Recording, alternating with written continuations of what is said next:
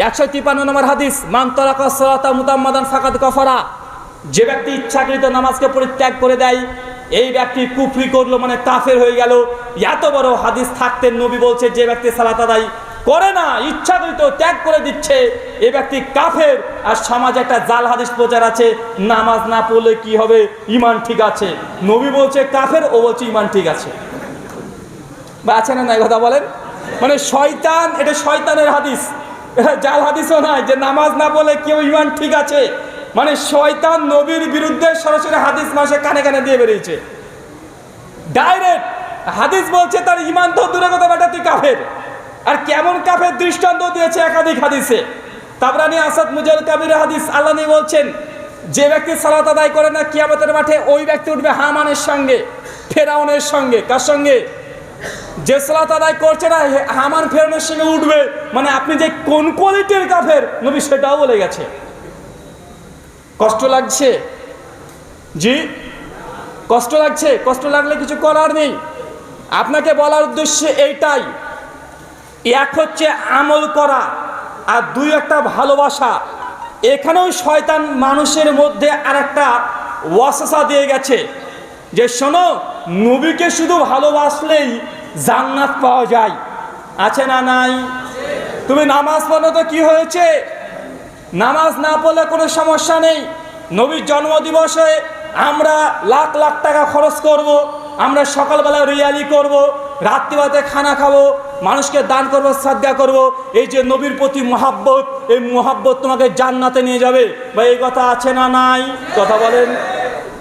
এগুলো হচ্ছে মানুষ নবীর ইত্তেবা থেকে দূরে রাখার কারণে শয়তানের অসসার মধ্যে পড়ে এইসব কথাগুলো আগে সমাজে চলতেই আছে। একটা ঘটনা বলি, সহিহ বুখারী কিতাবুজ জানাইজ হাদিস নাম্বার 1360, ঘটনা সকলেই জানি। এবং সহিহ মুসলিম কিতাবুল ঈমান বাব শাবাতুন নবী হাদিস নাম্বার 198। আল্লাহ নবীর একজন চাচা ছিল, নাম কি? আবু তালেব। কি নাম? আবু তালেব। আবু তালেব মুসলিম ছিল না, কাফের ছিল? ছিল, কাফেরই ছিল। তো ভাই বলেন তো, আবু তালেবের যে ভালোবাসা নবীর প্রতি বিন্দু পরিমাণে কম ছিল? আল্লাহ নবীর নবুয়ত জীবনে প্রাথমিক পর্যায়ে আবু তালেবের যে নবীকে মানসিক দিক থেকে, সামাজিক দিক থেকে যে সাপোর্ট করেছে প্রাথমিক পর্যায়ে, দ্বিতীয় কোনো ব্যক্তি আবু তালেবের সমকক্ষ হবে সেই সময়কার? কথা বলেন।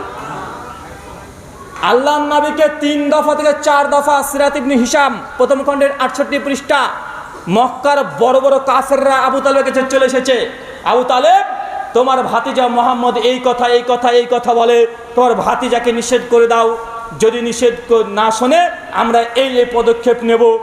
একবার বলে আবু তালেব বিষয়টাকে কন্ট্রোল করে নাই, আবার এসে বলে তোমার ভাতিজাকে বলো এই এই অফার আমরা দিচ্ছি, এই লা ইলাহা ইল্লাল্লাহ কালেমা যেন না বলে, বিভিন্ন রকমের প্রলোভন দেখায়। কিন্তু আবু তালেব গোটা সেই সময় কুরাইশের যত বড় বড় ব্যক্তিত্ব আছে তাদের সঙ্গে একাই কথা বলে মুহাম্মদ সাল্লাল্লাহু আলাইহি ওয়াসাল্লাম নিরাপদে রেখেছে কি রাখে নাই? কথা বলেন। এই যে প্রথম জীবনের মুহাম্মদ সাল্লাল্লাহু আলাইহি ওয়াসাল্লামের প্রতি তার ভালোবাসার বিন্দু পরিমাণে ঘাটতি ছিল না, কিন্তু যখন মৃত্যুর শয্যায় সজ্জিত আছে আবু তালেব, আল্লাহ নবীর অন্তর কেঁপে উঠেছেন, সঙ্গে সঙ্গে আবু তালেবের কাছে চলে গেছেন, মাথার কাছে গিয়ে বলছেন চাচা তুমি কালেমা একবার পড়ো, একবার কালেমা লা ইলাহা ইল্লাল্লাহ এই বাক্য চাচা তুমি বলো, তুমি যদি বলে দাও কিয়ামতের মাঠে আমি নিশ্চিত তোমার জন্য শাফাত করব। মানে আল্লাহ নবী চাচ্ছেন তার চাচা একবার কালেমা পড়ুক, কিয়ামতের মাঠ আল্লাহ নবী সেই সময় শাফাত বা আল্লাহ সুবহানাহু ওয়া তাআলার কাছে শাফাত করবেন। আবু তালেবের অন্তরে চাচ্ছে ইসলাম কবুল করার জন্য। পাশে আছে আবু জাহেল, আবু লাহাব, এসে বলছে কি গো আবু তালেব, বাপ দাদা ধর্মটাকে ছেড়ে দেবে নাকি? মারাত্মক শব্দ, মারাত্মক শব্দ। এই বাপ দাদার দোহাই দিয়া এটা মুসলমানের কাজ নয়, এটা কার কাজ? আবু জাহেল, আবু লাহাব এদের।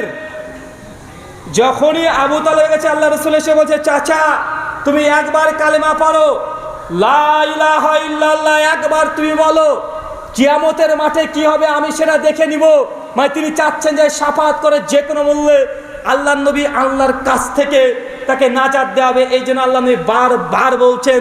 আর পাশে থেকে কিছু শয়তান এসে বলছে, আবু তালেব তুমি কি বাপ দাদা ধর্মকে ত্যাগ করে দিবে? মুহাম্মদ এই তো সেই দিনকার ছেলে, ছাগল চড়াতো, রাখাল ছিল, বাপ নেই মা নেই, এতিম ছেলে, সে কোথা থেকে এসে বলছে লা ইলাহা ইল্লাল্লাহ, আমাদের হুবলবাদ, আমাদের লাতবাদ, উজ্জাবাদ সবগুলো বাদ, তুমি এর কথাই ঈমান আনবে? তুমি বাপ দাদা ধর্ম ত্যাগ করে দিবে? এই কথা বলেছে কি বলে নাই? বলেছে। আবু তালেব যখন সমাজের বড় বড় ব্যক্তির এই কথা শুনেছে, তেমন শয়তানের ফান্দে পড়ে আবু তালেব আর কালিমা পাঠ করে নাই। এখন বলেন তো ভাই, আবু তালেবের ভালোবাসায় ঘাটতি ছিল? আবু তালেব জান্নাতে যাবে না জাহান্নামে যাবে? জি, জাহান্নামে চলে যাচ্ছে। এখান থেকে যে নুক্তাটা বের করে বোঝানোর চেষ্টা করছি আপনাকে, নবীকে ভালোবাসি শুধু, কিন্তু নবীর কোনো আদেশ উপদেশ নির্দেশ পালন করবেন না, সালাত আদায় করবেন না। আশিক রাসূল দাবি করছেন মাটির তলে পর্যন্ত আপনার টাকনার নিচে জামা কাপড় প্যান্ট চলে যাচ্ছে, আপনি আশিক রাসূল না, আপনি আশিক রাসূল হতে পারেননি এখনো। আল্লাহর নবীর কথার উপরে আমল করা, এটা হচ্ছে আশিক রাসূলের পরিচয়। সহিহ মুসলিম হাদিস নাম্বার 195, আল্লাহর নবী বলছেন, কোন পুরুষ মানুষের জামা কাপড় প্যান্ট যদি টাকনার নিচে চলে যায়, মাকাদ মিনান নার, তার থাকার জায়গা জাহান্নাম।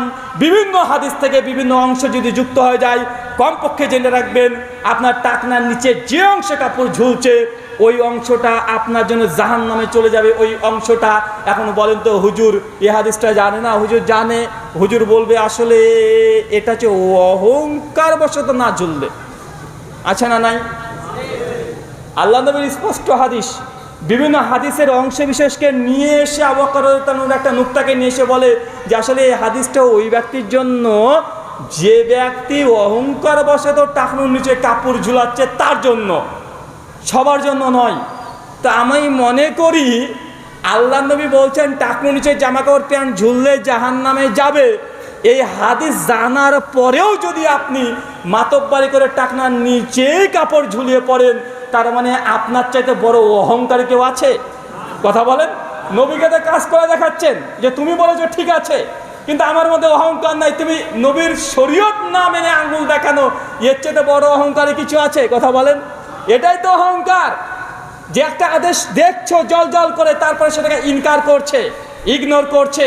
আল্লাহ সুবহানাহু ওয়া তাআলা তুমি এই কথাগুলো বোঝার তৌফিক দান করে সকলে বলি আল্লাহুম্মা আমিন। আপনাদের অন্তরটাকে আগে প্রশস্ত করে ফেলেন। মনে রাখবেন, নবীকে শুধু ভালোবাসাটাই জান্নাত যার জন্য যথেষ্ট এমন নয়, বরং রসুলের আনুগত্য, অনুসরণ, ইত্তেবা এগুলো করার পরে ভালোবাসা, এটা একটা ভিন্ন কোয়ালিটি আছে। আসেন আপনাকে জাস্ট আমি দেখাই। সমাজে আর একটা শব্দ আছে, এবং মানুষ জান্নাত যাওয়ার জন্য একটা পদ্ধতি ধরে নিয়েছে। কি? আওলাদে রাসূল কোন বক্তার নামের আগে পরে যদি থাকে, আরে বাপ রে বাপ, ভয়ঙ্কর ব্যাপার। আওলাদে রাসূল মানে রসুলের বংশধর, রসুলের সন্তান সমূহদের মধ্যে অন্তর্ভুক্ত। আওলাদে রাসূল নামের আগে পরে থাকলে ভাই বিশাল একটা ব্যাপার হয়ে যায় না? একদম মনে হচ্ছে জান্নাত থেকে পালিয়ে এসেছে এই ব্যক্তি, মানে মানুষের ভাব, মানে এর কাছে একবার হাতে হাত যদি লাগাতে পারি, বাপরে বাপ, জান্নাতে 306 নম্বর ঘরটা তার, মানে মানুষের ধারণা এইটা। আওলাদে রাসূলের ঘটনা শুনবেন। পৃথিবীতে আর একজন নবী এসেছিলেন, সে নবীর নাম হচ্ছে নবী নূহ আলাইহিস সালাতু ওয়াস সালাম। নাম জানা আছে? চাচা বলেন তো, নবী নূহ কি তৈরি করেছিল? নৌকা। বিখ্যাত ঘটনা, কমপক্ষে সবাই আমরা জানি এইটা। নবী নূহ আলাইহিস সালাম নৌকা তৈরি করেছিল। কেন? কারণ আল্লাহ আগে বলেছে, নূহ তুমি নৌকা তৈরি করো। এই পৃথিবীতে মানুষ এত বেঈমানি করছে আল্লাহর সঙ্গে, আল্লাহর শরীয়তকে ইনকার করছে, অমান্য করছে। নবী নূহ আলাইহিস সালাম 950 বছর দাওয়াত দিয়েছে, দিন রাত দাওয়াত দিয়েছে। তারপরে নবী নূহ আলাইহিস সালামের কোনো অনুসারী, নবী নূহ আলাইহিস সালামের তার দিনের দাওয়াতকে খুব বেশি মানুষ গ্রহণ করেনি। সর্বোচ্চ ইখতিলাফ আছে, সর্বোচ্চ 38 থেকে 50, এর বেশি নয়। তার জন্য আল্লাহ সাল্লাল্লাহু রাগান্বিত। আল্লাহ বলছেন, নবী নূহ তুমি নৌকা তৈরি করো, আমি এই পৃথিবীকে এখন উল্টে দিব। তারপরে আল্লাহ নবী তিনি আল্লাহ সাল্লাল্লাহু সেপারেট করে দিলেন যে তুমি নৌকা তৈরি করবে আর পৃথিবীর সমস্ত প্রাণীকে এক জায়গায় করে তুলবে, যারা উঠে যাবে তারা নিরাপদে। বা আমরা হাদিস জানি কি জানি না? নবী নূহ আলাইহিস সালামের সন্তানের নাম কি? জি, কেনান। কার সন্তান? আওলাদে রাসূল। আওলাদে রাসূল কে? নবী নূহের সন্তান কেনান। আল্লাহকে বলছে নবী নূহ আলাইহিস সালাম যে আল্লাহ আমার সন্তান কেনান, আল্লাহ আমার সন্তান কেনানকে আমি নিতে চাই, এটা আমার সন্তান। আল্লাহ আসমান থেকে আয়াত অবতীর্ণ করে বলছে, নূহ এটা তোমার সন্তান নয়। সন্তান এই জন্যই নয় যে তোমার আনুগত্য করে না, তোমার অনুসরণ করে না, তুমি যে তাওহীদের দাওয়াত দিয়েছ গ্রহণ করেনি, যে নবীর আদেশ উপদেশ নির্দেশ গ্রহণ করে না, সে যদি বাপের সন্তানও হয়, নবীর সন্তানও হয়, তারপরেও সে আল্লাহ সুবহানাহু ওয়া তাআলার কাছে নাজাত পাবে না। আপনি কিভাবে মনে করছেন শুধু নবীর প্রতি ভালোবাসা আছে, বছরে একবার আপনি বেরিয়ে পড়ছেন, নামাজ নাই, রোজা নাই, হজ নাই, যাকাত নেই, পর্দা নাই, কিছু নেই, ভাই আপনি জান্নাত যেতে পারবেন? কথা বলেন। এখানে আওলাদে রাসূল দেখেন, ভাই নূহ আলাইহিস সালামের সন্তান কোথায় যাবে, জান্নাত না জাহান্নাম? সূরা হুদ একদম 25 থেকে 45 নম্বর আয়াত পড়েন, ডিটেইল ঘটনা সকলেই জানি। নূহ আলাইহিস সালামের সন্তান নিশ্চিত জাহান্নামে যাবে। তার মানে বুঝতে পারছেন নবী হয়েও নিজের সন্তানকে জান্নাতে নিয়ে যাওয়ার কোনো ইখতিয়ার আছে? কথা বলেন। কিন্তু আমাদের সমাজে আছে গদ্দি নাসিন পীর, পীরের বাচ্চা পীর, মূর্খ হলেও পীর। আছে না নাই? কথা বলেন। ও কিছুই জানে না, বাপের গদ্দি পেয়ে গেছে, খলিফা নিযুক্ত করে দিয়ে চলে গেছে। আছে না ভাইজান? আর তারপরে আওলাদে রসুল, আওলাদে পীর, বড় পীর, মেজ পীর, ছোট পীর, আছে না নাই? আরে পবিত্র কোরআনের নবীদের জীবনী পড়লে মানুষ সেটা পেয়ে যায়। নূহ আলাইহিস সালাম নবী, প্রথম রাসূল, প্রথম আসমানি গ্রন্থ তাকেই দেওয়া হয়েছে অধিকাংশ মুফাসসিরের মত অনুযায়ী। এত বড় একজন নবী নিজের সন্তানকে জান্নাতে নিয়ে যেতে পারছে না, আওলাদের রাসূল হওয়ার পরেও।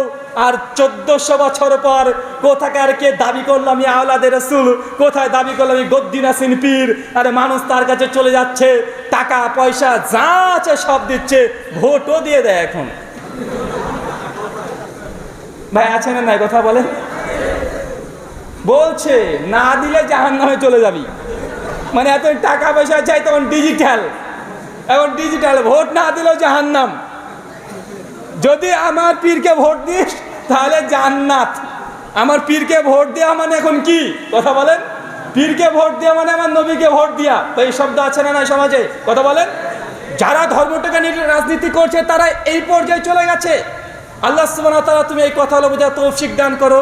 সকলে পড়ি আল্লাহুম্মা আমিন। ভাইজান আপনাকে বোঝানোর চেষ্টা করছি, এইটা ইসলাম সম্পর্কের 5 পয়সা মূল্য দেয় নাই।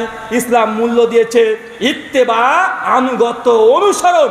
যে করবে সে জান্নাতে যাবে, আর যে করবে না সে নবীর সন্তান হলেও তাকে জাহান্নামে যেতে হবে। দৃষ্টান্ত নবী নূহের সন্তান কেনান। ঘটনাটা উল্টে দিই, আরেকজন নবী এসেছিল, তার নাম হচ্ছে নবী ইব্রাহিম আলাইহিস সালাম। আছে না নাই? নবী ইব্রাহিমের বাবার নাম কি চাচা?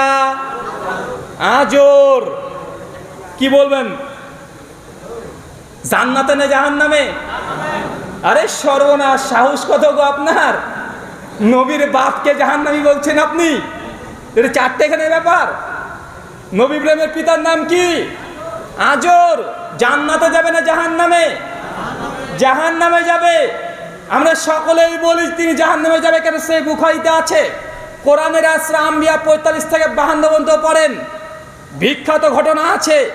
নবী ইব্রাহিম বারবার যখন তার পিতার কাছে যায়, আব্বা ইয়া বাতি, হে আমার পিতা, তুমি এমন জিনিসের পুজো করেছো, দেখতেও পায় না, শুনতেও পায় না, নিজের উপকারও করতে পারে না, ক্ষতিও করতে পারে না, তুমি তার আনুগত্য, তার ইবাদত করে কেমন হয়ে গেল না? যখন এই কথা বলেছে, ইব্রাহিমের বাপ আজর রেগে গর্জে উঠেছে, ইব্রাহিম খবরদার, আমার প্রভুকে নিয়ে, আমার ঈশ্বরকে নিয়ে যদি একটা কথা বলেছিস, তোকে একদম এই পাথর দিয়ে মেরে একদম মাথার চূর্ণ বিচূর্ণ করে দেব। ইব্রাহিম সাল্লাল্লাহু আলাইহি ওয়াসাল্লাম বলছে, বাপরে, ভাবের খারাপ, আর থাকা যাবে না। চলে এসেছে সহিহ বুখারী কিতাবুল আম্বিয়া, হাদিস না 3350। আল্লাহ নবী বলছেন কিয়ামতের মাঠে আজরের সঙ্গে ইব্রাহিমের দেখা হয়ে যাবে, মানে বাপ বেটা কিয়ামতে দেখা হবে। কোথায়? কথা বলেন। বাপ বেটা কিয়ামতের মাঠে নবী ইব্রাহিম। আর একটা বৈশিষ্ট্য হচ্ছে আবুল আম্বিয়া, তাকে বলা হয় সমস্ত নবীদের পিতা। নবী ইব্রাহিম এমন একজন নবী যে সমস্ত নবীদের বাপ বলা হয়। কোরআন মাজিদে যত নবী আছে তার 90% নবীর বাপ হচ্ছে ইব্রাহিম আলাইহিস সালাম। নবী যদি ধরেন যার বাপই ছিল না, একজন নবী, তার নাম কি? ঈসা আলাইহিস সালাম। আল্লাহ কুন ফায়াকুন, হও বলেছে আর হয়ে গেছে। এই নবীর বাবা ছিল না, দুনিয়াতে কোনো বাবা ছিল না। আল্লাহ সুবহানাহু ওয়া তাআলা আলী ইমরান আয়াত নম্বর 59 বলে দিয়েছেন যে ঈসার দৃষ্টান্ত হচ্ছে আদমের মতো। আদমকে আল্লাহ যখন মাটি থেকে তৈরি করেছে, ঈসা আলাইহিস সালামকেও মাটি থেকে তৈরি করেছেন, আল্লাহ জানিয়ে দিয়েছেন। তো ঈসা আলাইহিস সালামের যদি পিতা আপনি চলে যান নবী দাউদের সূত্রে, মিলবে কোথায়? ইব্রাহিম। ইউনূস নবীর বাপ থাকবে কোথায়? ইব্রাহিম। দাউদের বাপ থাকবে কোথায়? ইব্রাহিম। ইউসুফ, যা পাবেন সব নবী ইব্রাহিমের কাছে গিয়েই থাকবে। তার জন্য বলে আবুল আম্বিয়া, সমস্ত নবীদের পিতা, মাত্র 5-7 জন নবী বাদ দিয়ে। এখন নবী ইব্রাহিমের বাপের সঙ্গে কিয়ামতের মাঠে নবী ইব্রাহিমের দেখা হয়ে যাবে। আর ইব্রাহিম তখন আল্লাহ বলবে, আল্লাহ আমার বাবা কোথায়? কথা বলেন। কিয়ামতের মাঠে যে আল্লাহ এই যে আমার বাবা, এটা সুপারিশ করতে চাইবেন, শাফাত করতে চাইবেন, জান্নাতে নিয়ে যাওয়ার চেষ্টা করবেন ইব্রাহিম। আল্লাহ বলে দিবেন যে ইব্রাহিম, কোনো মুশরিক ব্যক্তির জন্য তোমার কোনো সুপারিশ কবুল হবে না।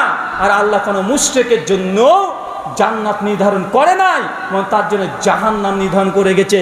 এরপর ফেরেশতাকে বলবে যে ফেরেশতা, নবী ইব্রাহিমের বাপ আজরকে তুমি জাহান্নামে নিক্ষেপ করো। ফেরেশতারা টানতে টানতে উল্টো করে দিয়ে জাহান্নামে নিক্ষেপ করবে। ইমাম হাজার ফাতুল বাড়ির মধ্যে বলছে যে তার বাপের স্রোতটা দিয়ে দেওয়া হবে অনেকটা শুয়োরের মতো। কথা বুঝতে পারলেন না? কথা বুঝতে পারছেন চাচা? মানে আমি বুঝাতে পারছি না। এতক্ষণ কি বললাম বলেন তো? এতক্ষণ এটা বোঝানোর চেষ্টা করছে সম্পর্কের মূল্য নেই।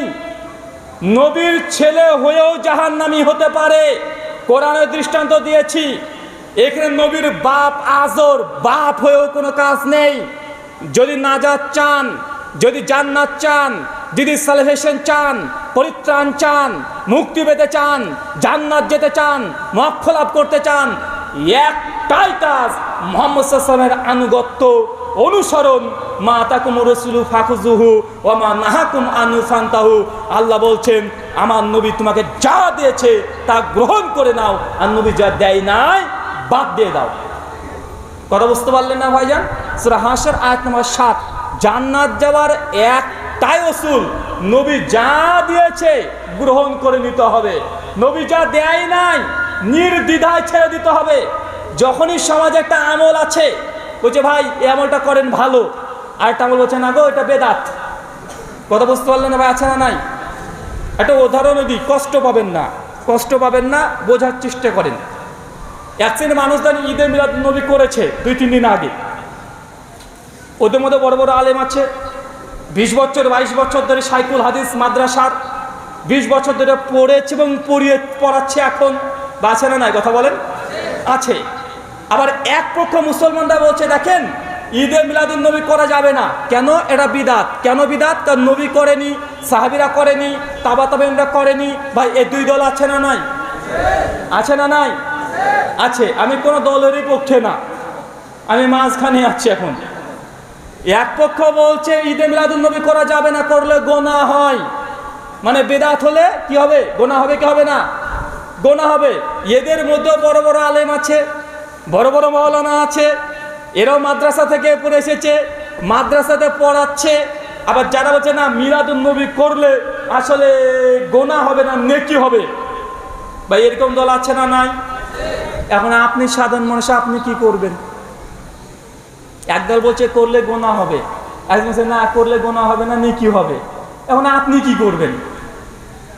সাধারণ মানুষ, আপনি বুখারীর বও বুঝেন না, কখনো দেখেননি, আমরা কি করতে পারি? আমি জাস্ট একটা উসুল বলে দিই, সে উসুলটা ব্যালেন্স করে চলতে পারেন। নেকি করা জরুরি না গুনাহ থেকে বাঁচা জরুরি? চাচা বলেন তো, নেকি করাটা কি জরুরি না গুনাহ থেকে বাঁচা জরুরি? কি মনে করেন ভাই? নেকি করাটা জরুরি নয়, বরং গুনাহ থেকে বাঁচাটা জরুরি। আপনার আমলনামায় যদি নেকি না থাকে, একটাও নেকি নেই, আবার গুনাহও নেই, বা আপনি আল্লাহর শাফাত পাবেন কি পাবেন না? নবীর শাফাত পাবেন কি পাবেন না? জান্নাতে যাওয়ার মাধ্যম হতে পারেন কি পারেন না? পারেন। কিন্তু আপনি যদি শুধু গুনাহই করে যান, নেকি যদি না থাকে, ভাই খবর আছে না নাই? তাহলে তাই এতটুকু মনে রাখেন যে নেকি না হোক, গুনাহটা যেন না হয়। এবার একটা বাস্তব উদাহরণ দিয়ে, আপনি যেটা করে থাকেন, ধরেন এলাকাতে গিয়েছেন, একটা বড় পুকুরে মাছ ধরবেন। কি ধরবেন চাচা? মাছ ধরবেন। 3-4 জন পুকুরে ঝাঁপ দিয়ে নেমেছেন, একদম সকাল 10টা থেকে বিকেল 3টের মধ্যে মাছ ধরেছেন, বিভিন্ন রকমের মাছ, বড় পুকুর, 3 বিঘা জমির ওপরে। মাছগুলোকে নিয়ে আপনি একদম ট্রাক, লরি যা আছে পূর্ণ করে ফেলেছেন। কেবল শেষবারের মতো জালটা ফেলেছেন, তুলছেন, ওটাকে কমপ্লিট করে ফেলেছেন। উঠে আসতে যাচ্ছেন, দেখছেন পুকুরের মাঝে একটা গর্ত আছে। কি আছে? একটা গর্ত, কি যেন একটা নড়ে উঠেছে। আপনি সবকিছু উঠে চলে আসছেন গুটিয়ে, একদম শেষে দেখছেন একটা বড় কি যেন গর্তে নড়ে উঠেছে। আপনি তখন মনে করছেন যে ওই মাছটাকে ধরেই আনি, মাছের কাছে চলে যাচ্ছেন ধরার জন্য, শেষ মাছ। আর দূর থেকে একজন, এই খবরদার, ওটা ধরিস না, মাছ না সাপ। বুঝতে পারলেন না? আপনি মাছ বলে চলে গেছেন কাছে, ধরবেন, আর উপর থেকে 2-3 জন বলছে ভাই এটা মাছ না সাপ। আপনি ধরতে যাচ্ছেন মাছ বলে, কিন্তু ওরা বলছে সাপ। আবার আপনার সঙ্গে কয়েকজন বলছে ভাই মনে হয় মাছ না সাপ, মনে হয় মাছই হবে। আবার কেউ না না রে সাপ। তো বলেন তো ভাই, আপনি যদি বুদ্ধিমান হন তাহলে আপনি কি করবেন? শেষে মাছটা নিয়ে আসতে যাবেন হাত ঢুকিয়ে? কেন রে ভাই, কেন? জানটা খুব প্রিয় যে ভাই যা তোলা তো তুলে নিয়েছি, বাবা একটা মাছ ধরতে গিয়ে শেষ বেলায় নিজের জীবনটাকে হারাতে চায় না, তাই যত তাড়াতাড়ি পারেন লুঙ্গি খুলে ফেললেও আপনি আগে উঠে আসার চেষ্টা করেন। আছে না নাই? মানে দুনিয়াটাকে বুঝি তো ভাই। আপনি এত সুন্নাত থাকলেও সমাজে নবীর এত সুন্নাত আছে, সুন্নাত আমল করে শেষ করতে পারবেন না। যখন এক হুজুর বলছে সুন্নাত, আর এক হুজুর বলছে বিদআত, একজন বলছে করলে গুনাহ হয়, তো সেই কাজটা কেন করছেন? আরে সাপ মনে করে পালিয়ে আসেন। ঈদে মিলাদুন নবী কেউ যদি উদযাপন না করে, তারাও বলছে এটা গুনাহ হবে না। ভাই তারা বলছে না যে মিলাদুন নবী উদযাপন যদি কেউ না করে গুনাহ হবে না, কিন্তু করলে নাকি হয়, তাদের যুক্তি। তো যারা করছে না অন্তত গুনাহ হচ্ছে না। কিন্তু যেসব ওলেমারা বলছে না করলে বিদআত হবে, তাহলে আমল যে বাতিল হবে, এটাকে আপনার মাথায় বুঝতে পারছেন না? কতকে বুঝতে পারছেন? এ তো আপনি ঈদে মিলাদুন নবী পালন করা মানে কি? মানে মাছ না সাপ। একজন হুজুর বলছে মাছ, একজন বলছে সাপ। আপনি সাধারণ মানুষ কি করবেন? কথা বলেন, কি করবেন? মাছ বলে সাপ ধরতে যাবেন? আরে ভাই পালিয়ে আসেন, দরকার নেই। এসে বাড়িতে এসে এক পারা কোরআন পড়েন, নিঃসন্দেহে নেকি পাবেন। কথা বুঝতে পারছেন না ভাই? সোমবার বৃহস্পতিবারে সিয়াম পালন করেন, রোজা করেন, নিঃসন্দেহে নেকি পাবেন। প্রতিদিন সকালবেলা 100 বার সুবহানাল্লাহ বলেন, প্রতিদিন 100 বার করে দুরূদ ইব্রাহিম পাঠ করেন। যেগুলো সুন্নাত আমল আছে সেগুলো করলেই তো আপনার 14 গোষ্ঠী নবী সুন্নাত আমল করে শেষ করতে পারবে না। যেখানে ওলেমাদের মতনৈক্য, ওইখানে মানুষের ভিড় বেশি। আছে না নাই? দেখেন সম্মিলিত মোনাজাত নিয়ে একই অবস্থা। যে হুজুর নামাজ শেষে মোনাজাত করবে না, হুজুরকে মনে করে যে লাথি মেরে বের করে দেবো। অথচ আল্লাহর নবী নামাজের পরে 30 থেকে 35টা দোয়া করতেন, কমপক্ষে 30 থেকে 35টা। একজনও জানে না হুজুরের রাব্বানা আতিনা ফিদ দুনিয়া নেওয়ার জন্য বসে আছে। এখন হুজুর নিজের জন্য দোয়া করছে না, কি করছে বুঝেও না। কারণ হুজুর করছে আরবিতে দোয়া অধিকাংশই। বা আছে না নাই? ভাই আপনাকে আমি এই কথা বলছি না কি করবেন কি করবেন না, আমি বলতে চাচ্ছি এটা যে সাধারণ আমজনতা, যখনই দুই হুজুরের মধ্যে মতনৈক্য হয়ে যাবে, একজন বলছে জায়েজ, আরেকজন হুজুর বলছে না জায়েজ, আপনি না জায়েজের পক্ষ হলেন কেন? কথা বুঝতে পারছি না কেন? আপনি সেভ হয়ে গেলেন যে নেকির দরকার নেই, অন্তত গুনাহ যেন না হয়ে যায়। সুন্নত না হোক, সুন্নত আর বিদআত ইখতিলাফ হচ্ছে, তো যে হুজুর বিদআত বলছে তার পক্ষে নিয়ে যান, না এই আমলটা করব না। সুফিয়ান সাউরি রাহিমাহুল্লাহ তিনি বলেছেন যেই আমলের মধ্যে সুন্নাত না বিদআত ইখতিলাফ যদি হয়ে যায় ওই আমলটাই ছেড়ে দেওয়াই এটাই বেশি সাধারণ মানুষের জন্য উপকারী। মানে যখন ইখতিলাফ হবে সবসময় হারাম থেকে দূরে থাকতে হবে, হারাম থেকে বেঁচে থাকতে হবে, গোনা থেকে দূরে থাকতে হবে, নাজায়েজ থেকে দূরে থাকতে হবে। নেকি না থাক, গোনা করা যাবে না। চাচা বুঝতে পারছেন? পেছনে যারা আছেন বুঝতে পারছেন? কারা কারা বুঝতে পারছেন না হাত তোলেন। এবার বুঝতে পারছে, মানে এবার ঠিকঠাক আছে। সামনে শুধু একটা ছোট্ট এবার কথা বলি এবং হাদিস বলি ঘটনার আকারেই। আমি জাস্ট আপনাদেরকে বোঝালাম কিছু অসুল ভিত্তিক কথা, কেননা ইত্তেবাই রাসূল সুন্নাতের উপর কোরআন হাদিস থেকে অজস্র আলোচনা হয়ে গেছে, হাজার হাজার কোরআন হাদিস থেকে আলোচনা করেছি, আলোচনা শুনেছেন। জাস্ট আপনাকে বললাম যে আমাদের রসুলকে অনুসরণ করার ক্ষেত্রে গিয়ে আমাদের সমাজে কি কি সমস্যা হয়। পবিত্র কোরআন খুলবেন, সূরা নিসা সূরা 4 আয়াত নম্বর 59 59। আল্লাহ বলছেন ইয়া আইয়ুহাল্লাযীনা আমানু, হে বিশ্বাসীগণ, আতিউল্লাহ, আল্লাহর আনুগত্য করো, ওয়া আতিউ রাসূল, রাসূলের অনুসরণ করো, ওয়া উলিল আমরি মিনকুম, আর তোমাদের মধ্যে যারা উলুল আমর আছে তাদের আনুগত্য অনুসরণ করো।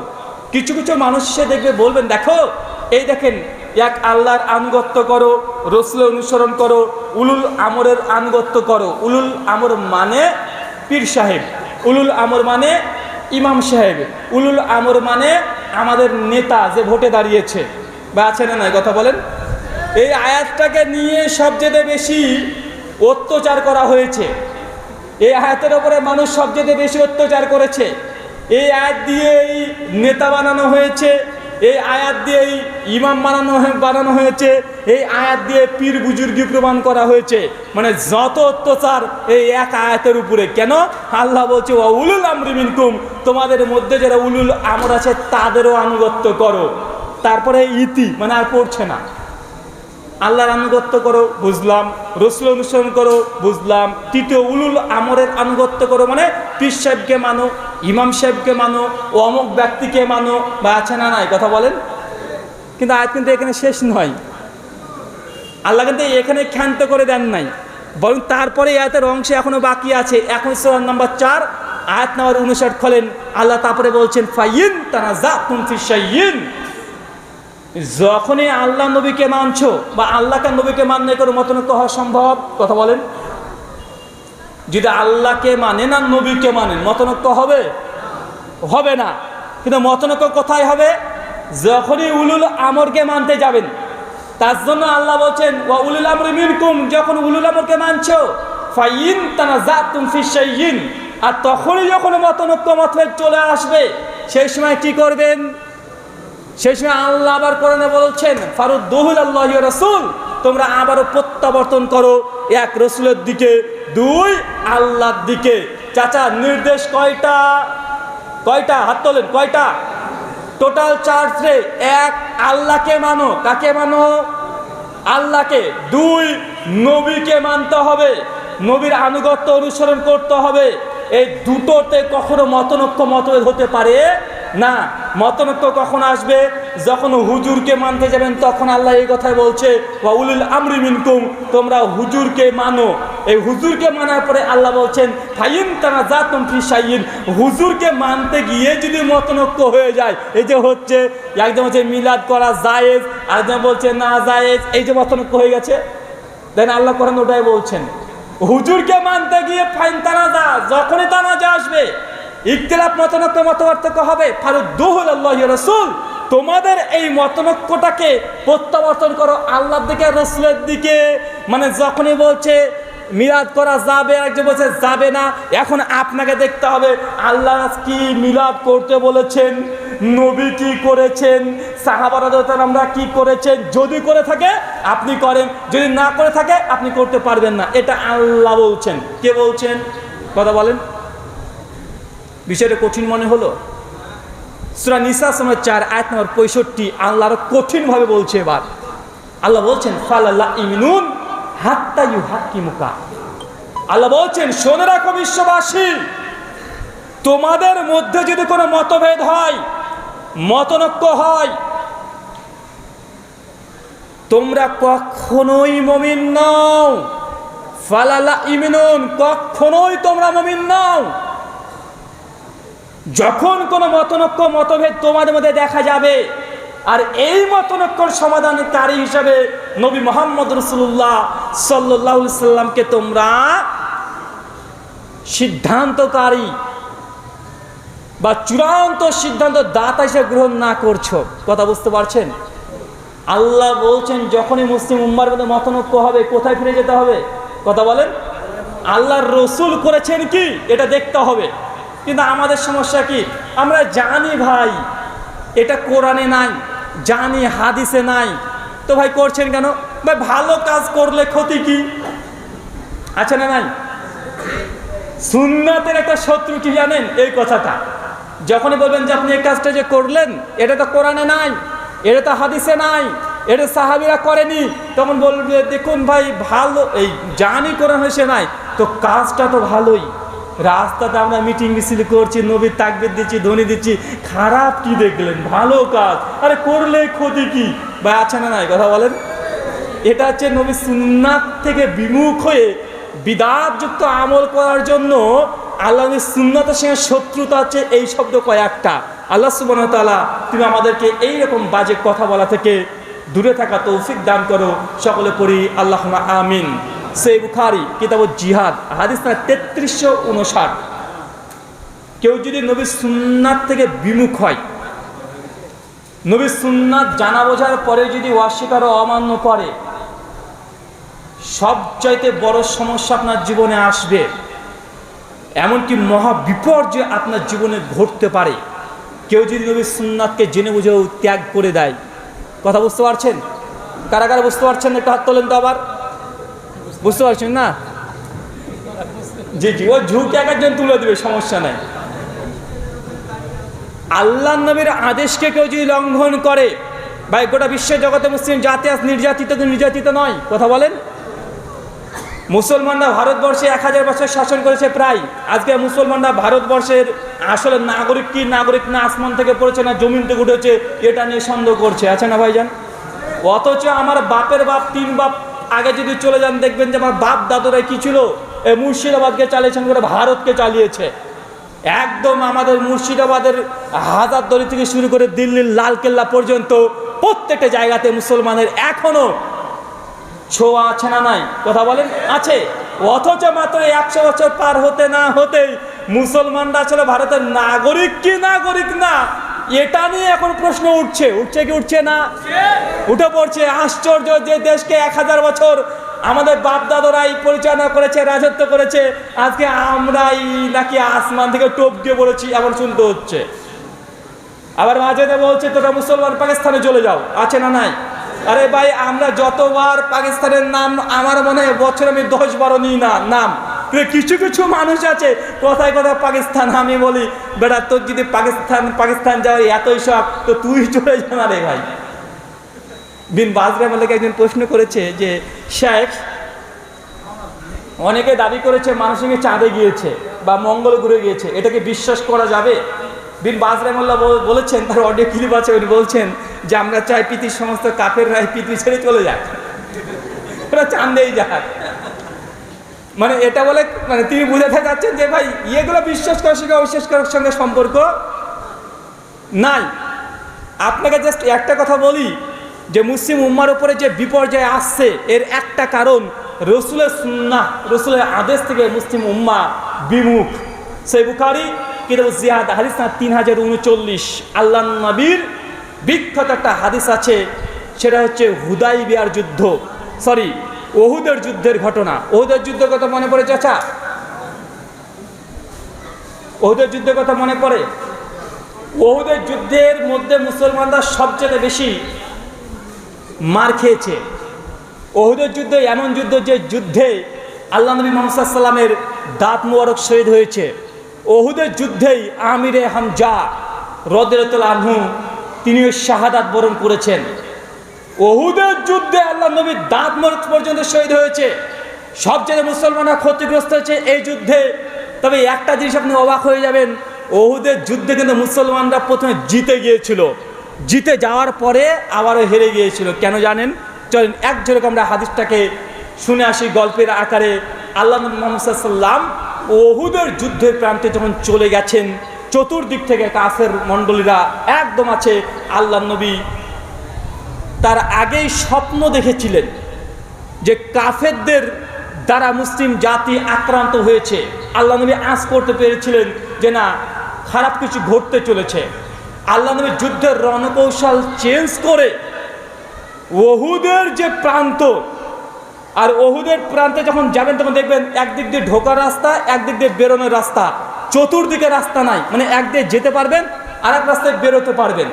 তো আল্লাহ রাসূল যখন দেখছেন যে না, এই যুদ্ধে খারাপ কিছুর সম্ভাবনা আছে, নবী আগে স্বপ্ন দেখেছিলেন। আল্লাহ নবীর সঙ্গে সঙ্গে আব্দুল্লাহ বিন জুবাইর রাদিয়াল্লাহু তাআলা একজন সাহাবী, তার নেতৃত্বে 50 জন সাহাবীকে, কয়জন চাচা, কয়জন? 50 জন। আব্দুল্লাহ বিন জুবাইরের নেতৃত্বে আল্লাহ নবী বললেন যে তোমরা সকলে পর্বত গিরিপথের ওপরে তোমরা দাঁড়িয়ে থাকবে, নিচে নেমে আসবে না। আল্লাহ নবী এই কথা পর্যন্ত বলেছে। মুসনাদ আহমদের রিওয়ায়াতে আসছে, যদি দেখো মুসলমানরা যুদ্ধে জিতে গেছে, তারপরেও ওই পাহাড়ের ওপর থেকে নিচে নামবে না। যদি দেখো যে আমার স্ত্রীদেরকে, উম্মাতুল মুমিনিন নবীর স্ত্রীদেরকে একদম কাফেরা তুলে নিয়ে চলে যাচ্ছে, বা সাহাবীদের শরীরকে উড়ন্ত চিল এসে তুলে নিয়ে ছোমড়ে নিয়ে চলে যাচ্ছে, তারপর তোমরা এই গিরিপথ থেকে তোমরা নামবে না। কথা বুঝতে পারছেন? এটা কার আদেশ? আল্লাহ নবীর আদেশ। কাকে করেছেন? সাহাবীদেরকে। কতজন সাহাবী? 50 জন সাহাবীর নেতৃত্বে আব্দুল্লাহ বিন জুবাইরকে। কেননা এই যুদ্ধে আল্লাহ নবী আগেই বুঝে নিয়েছেন ক্ষতি হতে চলেছে। এরপরে সঙ্গে সঙ্গে সাহাবীরা চলে গেছেন একদম গিরিপথের ওপরে 50 জন মিলে। সবাই চতুর্দিকে তাকিয়ে আছে, যেদিক দিয়ে কাফেররা প্রবেশ করবে, মুসলমানদেরকে আক্রমণ করতে শুরু করবে, তারা সঙ্গে সঙ্গে ওখান থেকে তার তীর নিক্ষেপ করবে, দূর থেকে তাদেরকে শহীদ করে দিবে, মানে তাদেরকে হত্যা করে দিবে। একদম পরিকল্পনা, একদম একদম তাদের রণকৌশল রেডি আছে। আর কিছু সাহাবীকে আল্লাহ নবী বলেছেন গিরিপথের ওই পেছনে থাকো, কিছুজন এই দিকে থাকো। যখন তারা প্রবেশ করবে আমাদেরকে তীর নিক্ষেপ করবে, আমাদের আঘাত করতে চাইবে, সঙ্গে সঙ্গে ওপর থেকে কিছু মানুষ তীর নিক্ষেপ করবে, এই দিক থেকে করবে। আল্লাহ সুন্দরভাবে পরিকল্পনা করে ফেলেছে। আলহামদুলিল্লাহ।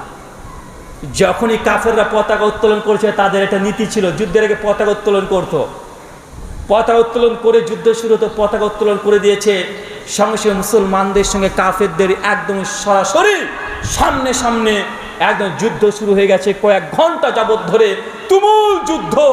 মুসলমানরা এমনভাবে তারা আবেগে কাফেরদের উপরে ঝাঁপিয়ে পড়েছে, কয়েক ঘন্টার মধ্যেই যত কাফের ছিল তাকে সকলকে পরাস্ত করে দিয়েছে। সবার পতাকা মাটিতে একদম মাটিতে পড়ে গেছে। মুসলমানরা যুদ্ধে প্রথমে জিতে গেছে। আর সকলে ওহুদের প্রান্ত ছেড়ে দিয়ে দুর্বল গতিতে পালাচ্ছে, দুর্বল গতিতে। তাদের যত রকমের সাজসজ্জা ছিল ফেলে ছুঁয়ে পালাচ্ছে জানের ভয়ে।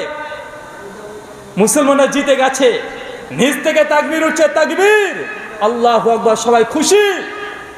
নিচের অনেক সাহাবীরা বলছে যে কাফেররা পালিয়ে গেছে, মুসলমান আমরা যুদ্ধে জিতে গেছি। চারিদিকে গনিমতের মাল পড়ে আছে, যে যেমন পারে সে তেমন গনিমত নিয়ে আসতে যাচ্ছে, গনিমত গনিমত বলে চিৎকার মারছে। চারিদিকে গনিমত জমাতে শুরু করে দিয়েছে যারা নিচে আছে।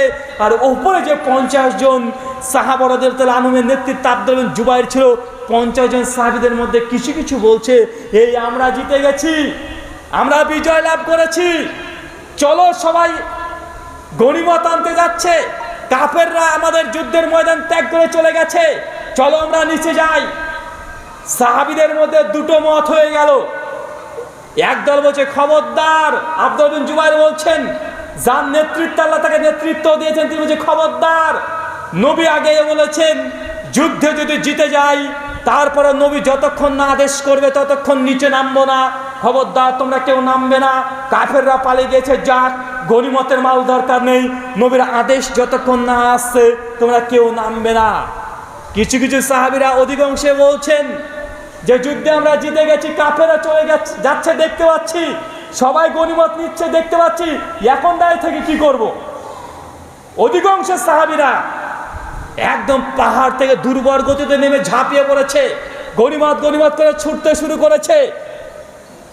আর কাফেরা উল্টো পৃষ্ঠা থেকে দূর থেকে সে দেখছে যে উহুদের সেই পর্বত গিরিপথ ফাঁকা শূন্য, মাত্র কয়েকজন আছে, কেউ নেই। কাফেররা সঙ্গে সঙ্গে তাদের যুদ্ধের রণকৌশল পরিবর্তন করে নিল, কারণ এক গেট দিয়ে ঢুকেছিল, আর এক গেট দিয়ে পালিয়েছে। আর যে গেট দিয়ে ঢুকেছিল ওই গেটের কাছে আল্লাহর নবী 50 জন সাহাবীদেরকে তীরন্দাজ তীর দিয়ে দাঁড় করে রেখেছে। আর যখনই সাহাবীরা গনিমতের জন্য একদম ছুটে ছুটে নিচে নেমে পড়েছে, ওপরটা কি কথা বলেন, ফাঁকা, ধুধু করছে, কিচ্ছু নেই। কাফেররা সঙ্গে সঙ্গে তাদের মাইন্ডসেট পুরো চেঞ্জ করে নিচ্ছে, নিয়ে সঙ্গে সঙ্গে তারা নেতৃত্ব যে দেখো ওপরে মুসলমানরা একটাও নেই, তারা গনিমত নিতে ব্যস্ত, তারা উল্লাস করছে, আমরা এই দিক দিয়ে ঘুরে আবার এই দিক দিয়ে আবার ঢুকবো। সঙ্গে সঙ্গে কাফেররা উল্টো দিক দিয়ে আবার ঘুরে মুসলিম জাতির ওপরে সেই দিন এমন স্টিম রুলার চালিয়ে দিয়েছিল, ওই যুদ্ধে আল্লাহ নবী দাঁত মোড়ক শহীদ করে দিয়েছিল, আল্লাহ নবী আলীকে পতাকা দিয়ে দিয়েছিল, তারপরে যুদ্ধে জয়লাভ হতে পারেনি। ওই যুদ্ধে আমির হামজা মৃত্যুবরণ করেছে। সিরাত ইবনে হিশামের মধ্যে আসছে কমপক্ষে 70-এর অধিক বড় বড় জুলুল কদর সাহাবীরা এই যুদ্ধে মৃত্যুবরণ করেছিল।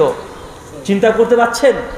চিন্তা করতে পারছেন এমন যুদ্ধ, যে যুদ্ধে মুসলমানরা 1 ঘন্টা যুদ্ধ করে 1 থেকে 2 ঘন্টা জয়লাভ করে নিয়েছিল, যে যুদ্ধের ফলাফল জয়ী হওয়ার পরেও শুধু একটা কারণেই আবার মুসলিম জাতি জিতে যাওয়া যুদ্ধে হেরে গেছে। শুধু হেরেই যায়নি, মুসলিম জাতি সেই দিন শহীদের রক্তে রক্তাক্ত হয়ে গেছে।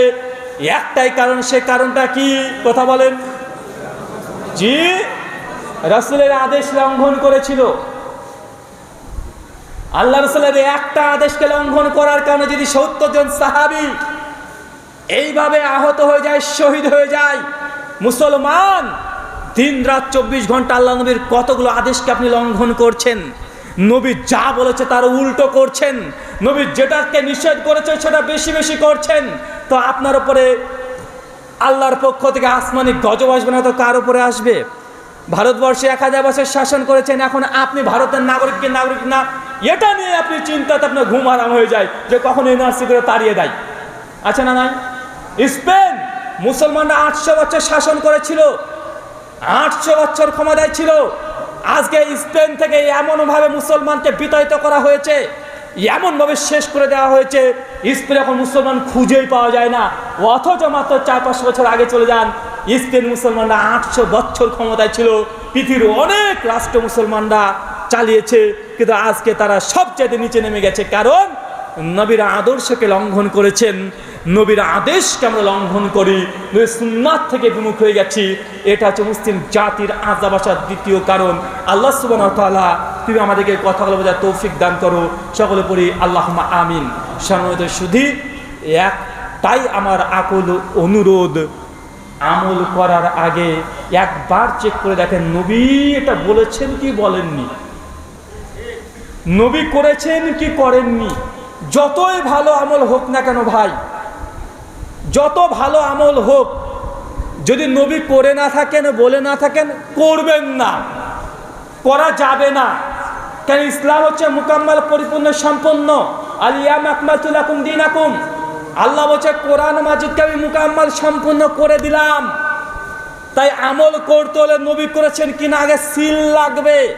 সিল যদি মারা না থাকে নবীর পক্ষ থেকে, আমল যতই ভালো হোক না কেন আমলটা বাতিল। মানা আমিলা আমালান লাইসা আলাইহি আমরুনা ফাহুয়া রাদ। কোনো ব্যক্তি এমন কোনো আমল করলো যে আমলের ব্যাপারে নবীর আদেশ নাই, আমর নাই, আল্লাহ নবী বলছেন ফাহুয়া রাদ, সেটা বাতিল। সেই মুসলিম হাদিস নাম্বার 1718, সুনান ইবনে মাজাহ হাদিস নাম্বার 14। এই কথাটা মনে রাখবেন, আমল করতে হলে নবীর পক্ষ থেকে আদেশ আছে না নাই, নবী করেছেন কি করেননি, নবী অনুমোদন দিয়েছেন কি দেননি, এটা জানতে হবে। শুধু আবেগ দিয়ে আমল করলে হবে না যে ভাইজান ভালো কাজ করলে ক্ষতি কি, এই যুক্তি নিয়ে আসা যাবে না। ভাই বলেন তো, নামাজ পড়া ভালো কাজ না খারাপ কাজ? চাচা, নামাজ পড়া ভালো কাজ না খারাপ কাজ? নামাজ পড়া ভালো কাজ, সন্দেহ আছে? এখনই সন্দেহ করে ফেলেছিল। নামাজ পড়া তো ভালো কাজ। আচ্ছা, প্রতিদিন আমরা কত রাকাত ফরজ নামাজ পড়ি? হানাফি, শাফি, মালিকি, হাম্বলি, দেওবন্দি, বেরলভি, জামাত ইসলামী, আহলে হাদিস যা আছে সব 17তে পড়ে নাকি? 17 রাকাত পড়ে। এখন ভাই বলেন তো, আসলে কি প্রতিদিন 17 রাকাত নামাজ পড়ি আমরা? জুমার দিনে কত রাকাত পড়ি? জুমার দিন কত রাকাত পড়ি ফরজ? চাচা 15। কেন? জোহর তো 4 রাকাত ফরজ হয়, জুমা কয় রাকাত ফরজ? 2 রাকাত ফরজ। এখন নামাজ পড়া ভালো কাজ। দেখছে আল্লাহর কোনো একটা ঝকঝকে অলি চলে এসেছে, ধরেন একদম 24 হাত পাগড়ি পরে, একদম মাথা থেকে পা সাদা ধকধকে একদম পোশাক, এসে যদি আপনাদের গ্রামে বলে যে বাবারে আজকে জুমার দিন নামাজ পড়া তো ভালো কাজ, জুমার খুতবার পরে হুজুর যখন 4 রাকাত জুমার নামাজ পড়ায়, ভাই তার পিছনে নামাজ পড়বেন? ও যত বড় আল্লাহর ওলি হোক, পড়বেন কেন রে ভাই? চাচা পড়বেন না কেন? নামাজ পড়া ভালো কাজ না খারাপ কাজ? তো ভালো কাজ এই যুক্তি দিয়ে কেউ যদি 4 রাকাত জুম্মা পড়ে নেয়, পড়বেন তার পিছনে নামাজ? আচ্ছা, রুকু করা ভালো কাজ না খারাপ কাজ? কোনো ব্যক্তি যদি বলে রে আমরা যখন নামাজ পড়ি সিজদা তো 2 বার দিই, রুকু কেন একটা দেব? রুকুটাও তো ভালোই কাজ। তা পরপর 2টো রুকু মারছে, তারপর 2টো সিজদা দিচ্ছে, ভাই জায়েজ হবে? কথা বলেন। রুকু করা খারাপ কাজ? আজান আমরা যখন দিই, কে কে আজান দেওয়া জানে একটু হাত তোলেন তো। মাশাআল্লাহ, অনেকেই আছেন। আজানের শেষ বাক্য কি হয়? আশহাদু আল্লা ইলাহা ইল্লাল্লাহ। কিরে ভাই, কালেমার অর্ধেক যে। এখন কেউ যদি আশিকে রাসূল দাবি করে, নাউযুবিল্লাহ, আজান শেষ হচ্ছে অর্ধেক কালেমা দিয়ে, আশহাদু আল্লা ইলাহা ইল্লাল্লাহ দিয়ে। কেউ যদি আশিকে রাসূল দাবি করে ওয়াশহাদু আন্না মুহাম্মাদুর রাসূলুল্লাহ দিয়ে আজান শেষ করে, বা আজান হবে না, আজান বাতিল। তা আজানের শেষ বাক্য আমরা বলছি আশহাদু আল্লা ইলাহা ইল্লাল্লাহ। কেউ যদি মুহাম্মাদুর রাসূলুল্লাহ যুক্ত করে দেয়, ভাই নেকি হবে না গুনাহ হবে? তার মানে বুঝে গেল ভালো কাজ বেশি করা আবার ভালো নয়। ইলিশ মাছ খাওয়া ভালো, ভালোও লাগে। 2 কেজি ইলিশ মাছ 3300 টাকা কেজি, তাই তো? কিন্তু কি পেয়েছেন শ্বশুর বাড়ির ইলিশ মাছ, ভাবছেন 2 কেজি বলা বাংলাদেশের টাটকা ইলিশ, কোনোদিন খাননি, টেস্টি বেশি। পুরো 2 কেজি যদি মারার চেষ্টা করেন, ঠিকানা কোথায়? পায়খানা ঘরে। মানে ভালো জিনিস বেশি বেশি আর ভালো না। জুমার নামাজ 2 রাকাত ফরজ, 2 রাকাতই পড়তে হবে। মাতব্বারি করে 3 রাকাত পড়লে নামাজ বাতিল। বক্তব্যটা সমাপ্ত করো, কিছু প্রশ্ন। রুকু আল্লাহ একটাই দিয়েছেন, নবী একটাই দিয়েছেন, তাই রুকু একটাই করতে হবে। ভালো কাজ 2টো রুকু করবেন তা হবে না। মাগরিবের নামাজ 3 রাকাতই ফরজ, মাতব্বারি করে অলিগিরি দেখিয়ে 4 রাকাত যদি আপনি মাগরিব নামাজ পড়ে দেন, এটা ভালো নয়। এই জন্য আল্লাহ বলছে মা তাকুমুর রাসূলু ফাকুযুহু, আমার নবী যতটুকু দিয়েছে তা গ্রহণ করো, যা দেয় নাই বর্জন করো। তাই এখানে বুজুর্গি চলেন ইসলামে। নবী থেকে যতটুকু প্রমাণিত ততটুকু করবেন, নবী যেটা দেয়নি যদি ভালো মনে করেন এটা করা যাবে না। আল্লাহ সুবহানাহু ওয়া তাআলা মুসলিম উম্মাহকে কথা বলার তৌফিক দান করো। সকলে পড়ি আল্লাহুম্মা আমিন। যত সামান্য কিছু প্রশ্ন আছে আমরা উত্তর দিয়ে সুন্নতি দোয়ার মাধ্যমে আলোচনা শেষ করব। শুকরিয়া, জাযাকাল্লাহু খায়রান, বারাকাল্লাহু ফিকুম। শেখ আপনি দেন, আপনি দেন।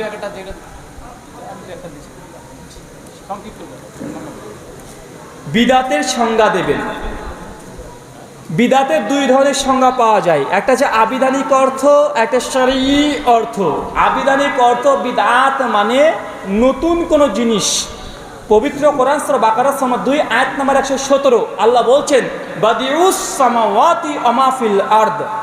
আমি আল্লাহ সুবহানাহু ওয়া তাআলা বাদি, আল্লাহ একটা গুণ আল বাদি, যে কোনো অস্তিত্বহীন থেকে অস্তিত্বে আনা, এটাকে বলা হয় বিদআত। শরঈ অর্থে নবী যে কাজ করেনি, করার অনুমতি দেয়নি, সমর্থন করেনি, সাহাবী থেকে প্রমাণিত নয়, মুসলিম উম্মাহর ইজমা দ্বারা প্রমাণিত নয়, এটা হচ্ছে বিদআত। কথা বুঝতে পারলেন চাচা? শুকরিয়া।